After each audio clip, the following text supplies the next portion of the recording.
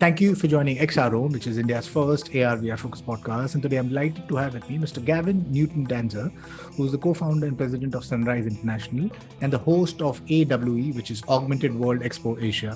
So, Gavin, really appreciate you taking time and being part of the podcast. Why don't we start with a small, brief introduction? Awesome. Yeah, no, it's a real pleasure to be here today and welcome everyone. Thank you for joining us. My name is Gavin Newton Tanzer. I'm very proud to be one of the co-founders of a company called Sunrise International, which focuses on cross-border marketing and digital technologies, most notably virtual reality, augmented reality, mixed reality, otherwise known as the Metaverse. And the hosts of Augmented World Expo Asia is part of the global team of AWE, the Augmented World Expo. So Augmented World Expo, for those of you who haven't had the opportunity to participate in the past, is a more than a decade-old organization. We've been working to bring the very best in XR and applications of XR. For those of you who aren't familiar, XR is immersive reality technology to the global market. So that started with our first event at AWUSA in Santa Clara, Silicon Valley, over 13 years ago, which has now grown from a 200-person initial event to well over 6,000 people each year, and Echo events held in Europe as well as in Asia, in this year in Singapore. And we are always happy to have new faces, new companies, new enterprises joining, learning more about how they can apply various forms of XR technology to what it is that they do, whether it's manufacturing, consumer goods, or entertainment, you name it. So that's a little bit about my background, and happy to share more about everything that we do today. Gavin, I mean, the world knows about, what's happening in US or Europe or any part of the world, but China seems to be, the one place where there's some crazy innovations happening, and the nation itself is like really grown as a global superpower, and it's doing all the right things, when it comes to technology, be it AR, VR, MR, be it artificial intelligence, be it quantum computing. But you don't get to know a lot except for the main leaders. And I'm going to stick to Metaverse and AR, VR at this point. I'm not going to go on the other tech.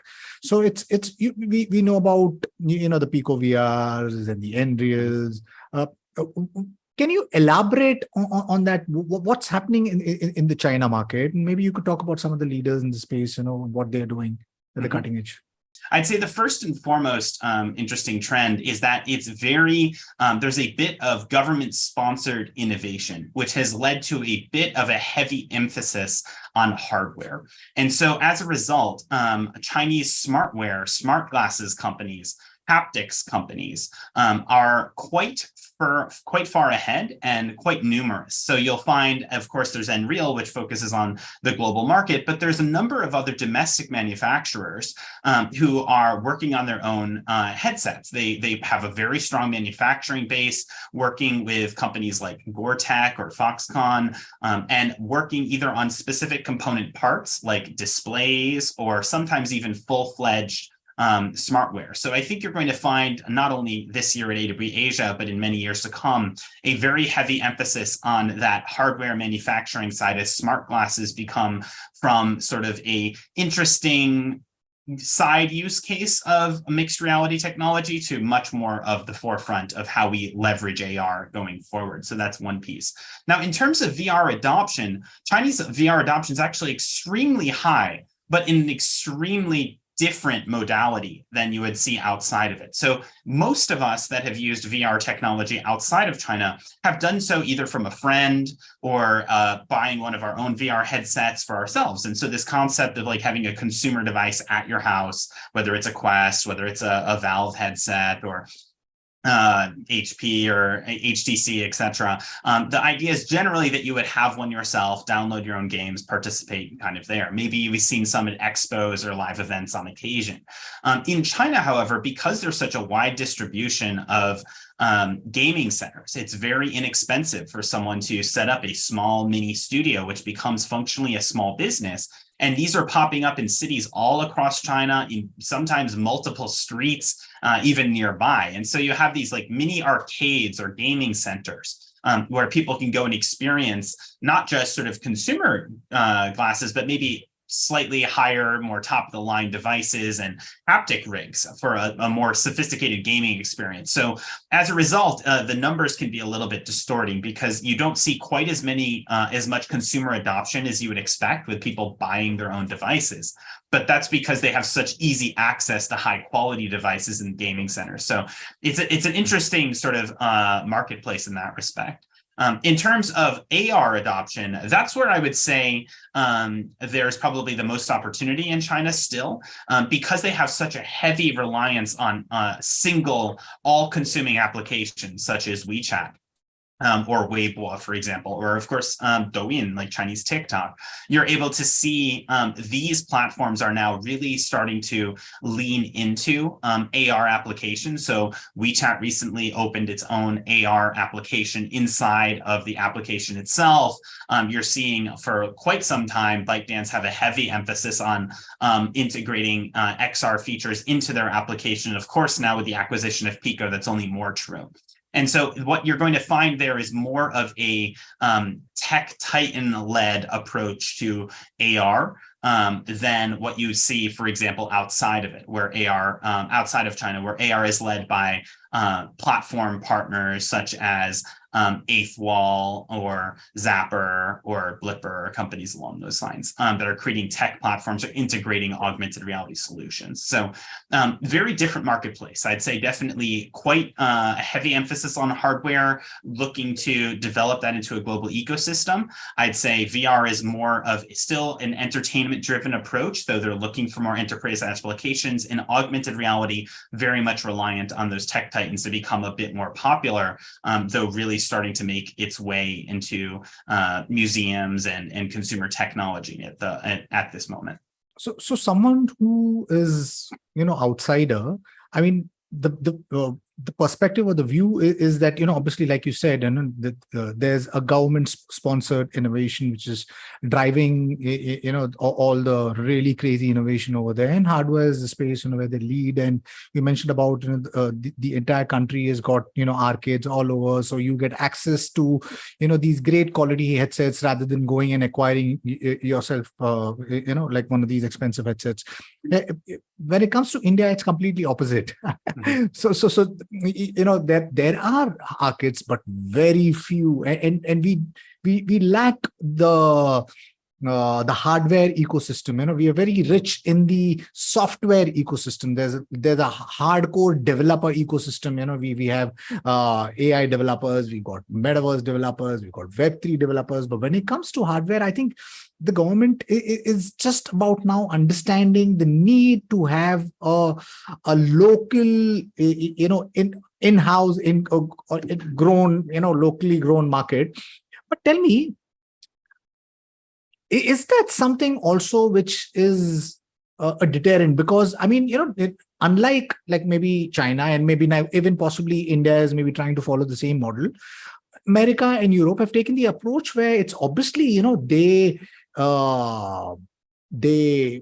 have a great ecosystem, but it's very welcoming, and that the inflow and outflow is very awesome. What I mean by that is that the innovation in the nation goes out, and then outsiders also welcome.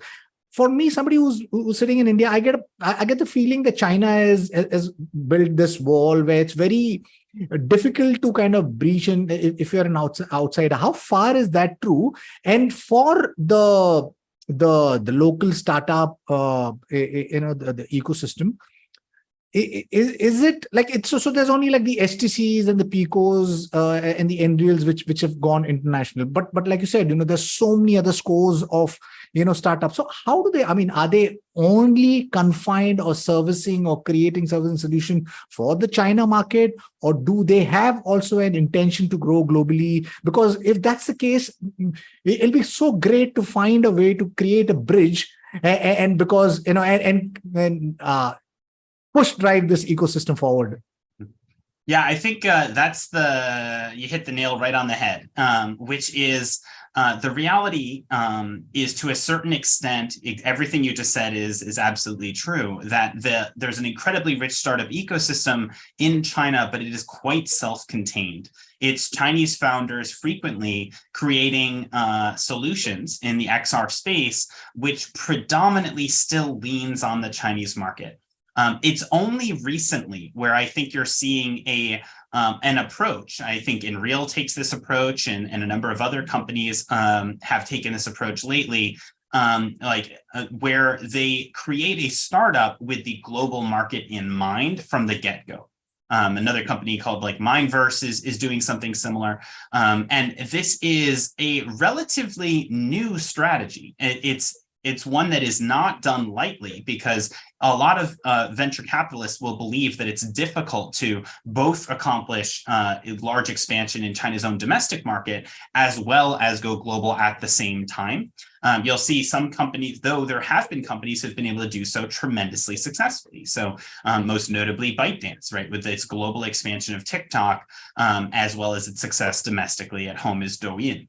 Though not without its own headwinds and its own challenges. So there's certainly an air of geopolitics to this as well. Now, luckily with XR, the technology is young enough, and it's mostly entertainment and efficiency oriented and gaming oriented, and maybe even educationally oriented. So it's not quite as sensitive as other types of technology, but the world's a big place, and a lot of them are struggling a little bit about which should really take their focus. Should they focus on the domestic market, which is a little bit more cutthroat, or should they go global, which might have a lot of other unknowns? Now, one of the easiest ways to cut through this is partnership.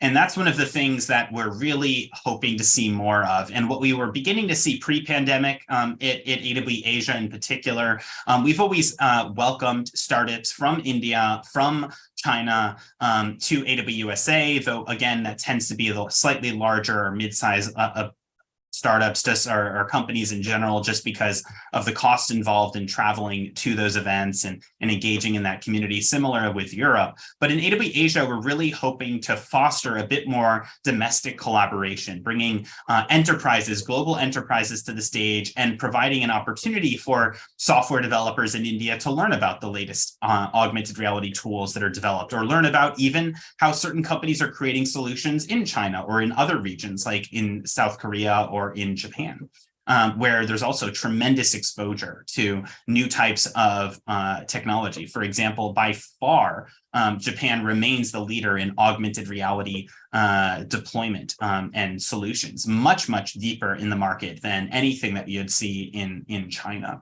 And you'll see similar incredible haptics innovations coming out of Korea, as well as a number of different types of technologies that are being integrated as well. So I think trying to get a little bit more regional cooperation in both the development of technology as well as exposure to more global enterprises to deploy those technologies is exactly what we're trying to accomplish at AWE Asia this year. And now, being the first year that we're hosting the event officially, I'd say kind of post-pandemic, we can really bring that mission front and center. Regarding what you said in terms of startups in India, I'd say there's never been a better time to dive into the XR content ecosystem. I'd say India, to a certain extent, is uniquely positioned to do so with its large population of well-trained software developers. And I will tell you that I can't count how many times I've had conversations with hardware developers in China, particularly those in the smart glasses space, who lament how difficult it is to get high quality content for their devices. And so they're trying hard to build out an open ecosystem so people can publish apps on their systems. And it's, again, this constant chicken and the egg factor, which is slowly being chipped away at by some big players in the space, right? ByteDance throwing money behind it, Google throwing money behind it, and of course Facebook throwing, and Microsoft and Facebook throwing money, or now Meta throwing money behind it, with the development to push out their various hardware devices at sufficient scale, following what is called the open XR guidelines, so content's interoperable, and then allowing people to have not an ecosystem of 50,000 devices, but of 35 million devices or 40 million devices that they can potentially start to develop for. And that's where I think we're almost there.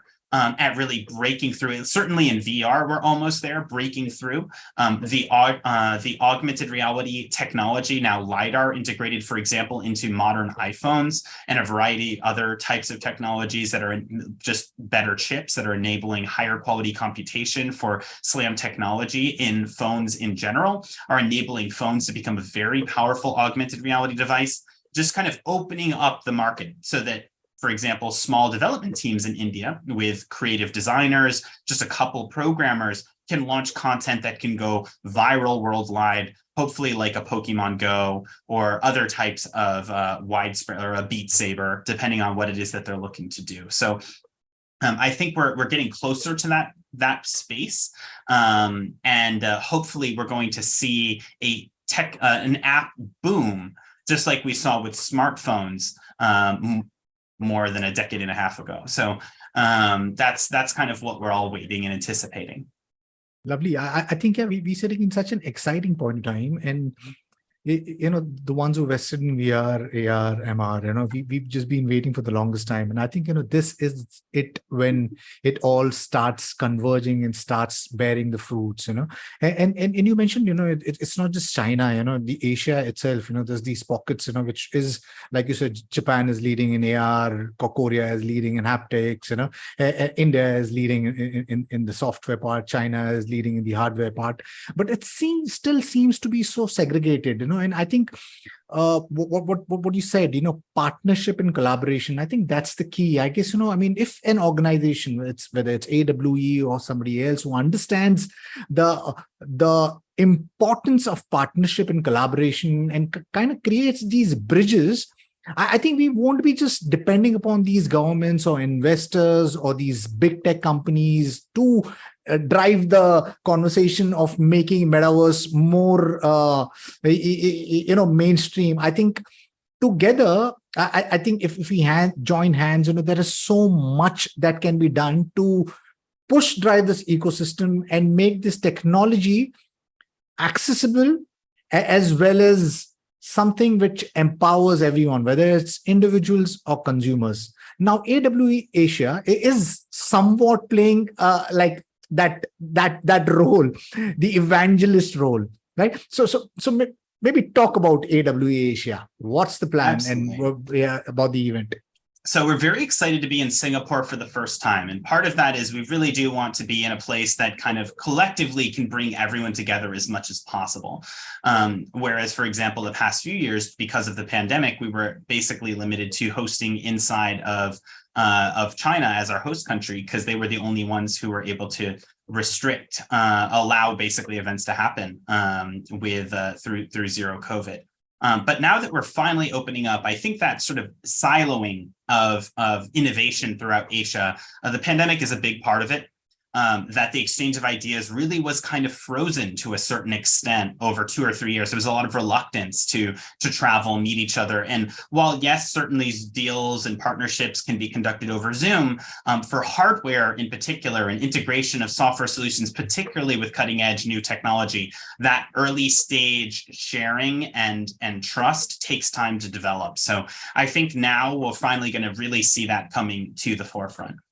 Now, in terms of what we're doing, we have multiple tracks of very interesting content, whether it's an education track or a healthcare track. We also have a variety of different tracks that cut into different segments of fast growing technology sectors. For example, Web3 and NFTs, which has, of course, always been a big thing in Singapore, or more recently, artificial intelligence, AIGC, autonomous AGI. And so there's a lot of cross sections here looking for bringing in the very best enterprises in each sectors, whether we have Mercedes or Airbus or Disney, who are frequent participants of AWE, and coming to learn about the latest technologies that are available to them alongside the manufacturers and alongside the technology developers themselves. So both the hardware and software side will be there, both to determine collaboration among themselves, but also to talk to prospective end users and the actual companies, the mid and large size businesses that actually deploy these solutions to end users. So we're very excited to hear both sides of the conversation. We tend to have a very good mix of both. And it's something that I think really does. Everyone who always comes to AWE really enjoying the energy, the ability to kind of connect with a like-minded audience and talk to people who are very interested to see what this is going to do for them. And then go back with a bunch of new connections, a bunch of new ideas, and potentially a bunch of new clients. So that's what we're really hoping to see. Lovely. How cool is that?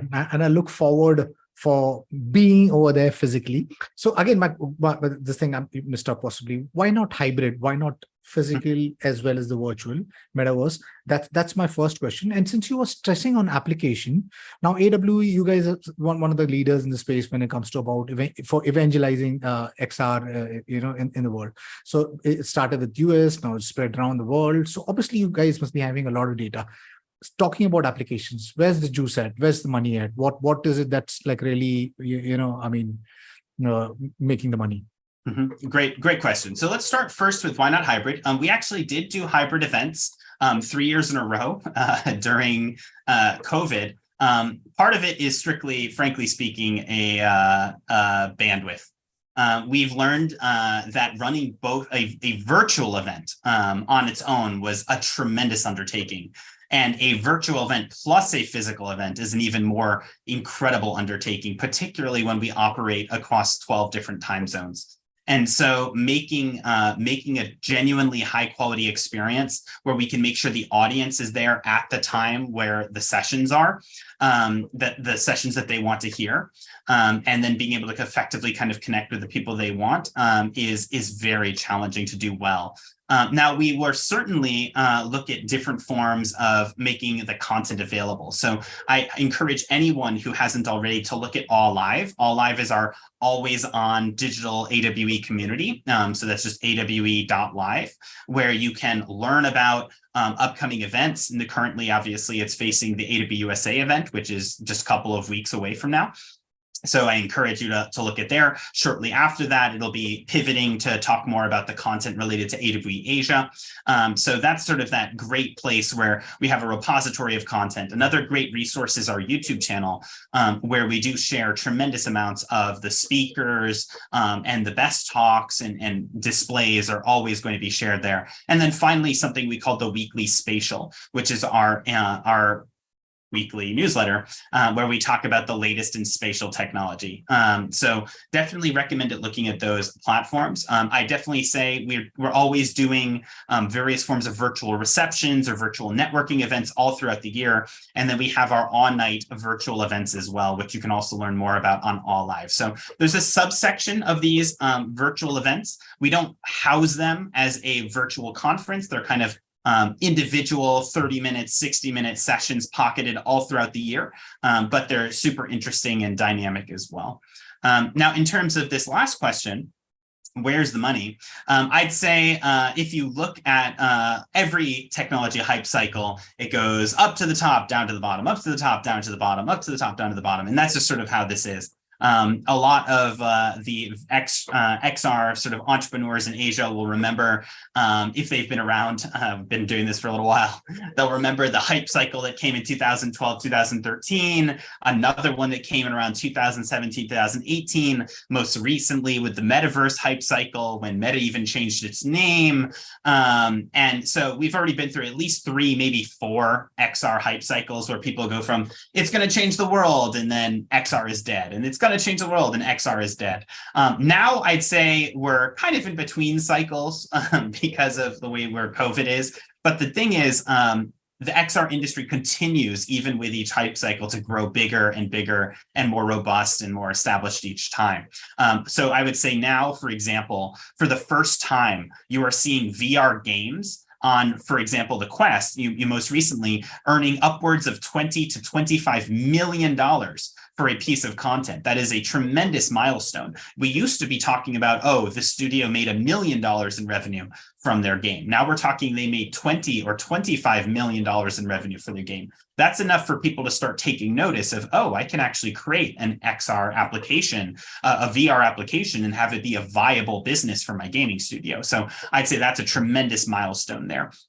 In terms of augmented reality, mobile AR has been generating significant revenue ever since Pokemon Go was a tremendous smash hit. So I'd say mobile AR is still by far the largest market, simply because all of us have the mobile AR device in our pockets at all times. And the only difference is we've been transitioning from just gaming towards advertising or even education use cases in the mobile AR space. So I'd still say that's very powerful. Now, we all have this distant horizon of what is this next multifaceted AR or mixed reality device going to be, right? Where we have pass-through AR in front of our eyes, right, as a head-worn device. And that's the promise of Nreal and of Magic Leap. And we're slowly getting there, but the price tag on these devices is still just very, very high.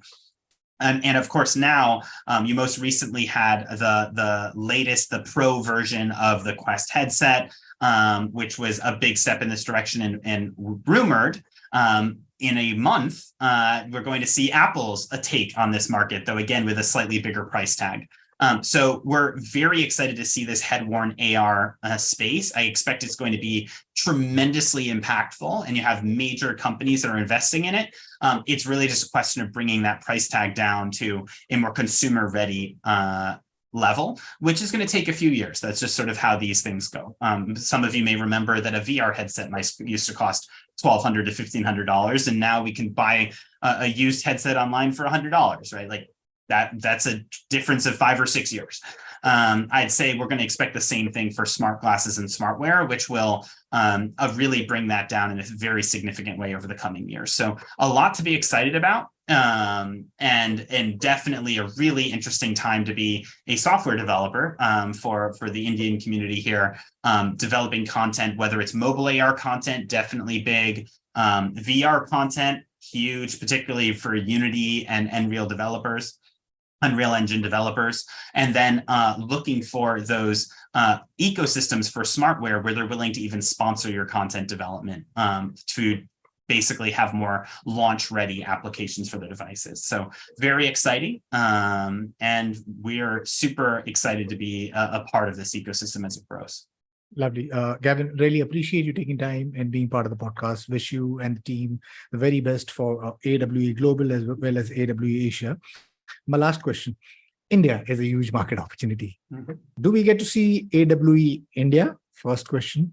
Second, is there a way that we can, maybe asked in the course of the conversation, where we could create these bridges, collaboration, between the startup community from China, Japan, Korea, Singapore, India, where it comes together and creates magic? And my third question, the third is basically the pitch to my listeners about AWE Asia, why they should be there. Mm-hmm. Absolutely. So AWE India, we would definitely say is a very important part of AWE Asia, just like we don't, for example, have AWE France or AWE UK, for instance. So we have a full European ecosystem. So we'd be absolutely looking to potentially host AWE Asia in or around India in the future. So definitely something to look forward to. In the meantime, we do absolutely hope that Indian companies and startups really jump on the XR trend. We'd love to have you join us at AWE Asia. Hopefully, it's just a first step in your journey of attending and being more involved in the AWE EU and AWE USA communities in the future. So hopefully this is just a nice stepping stone as you look to get more involved in the global XR ecosystem. So definitely something to think about there. I'd say that this year is a particularly interesting year because we have been so long without a global XR event in Asia because of pandemic restrictions. So I think this year has its own sort of unique energy and unique excitement associated with it, both due to technological breakthroughs that have happened. We're going to be the first AWE event after this new Apple release. So we're very excited to see what people come up with and what the we know everyone's going to want to talk about it and the implications of what it's going to be. So that's going to be incredibly exciting as well. So definitely the place to be if you've got time in late August. Lovely. Wish you the very best, Gavin, and really looking forward to be there physically. I mean, if possible, if all things goes well. And yeah, we're glad to be XR Home.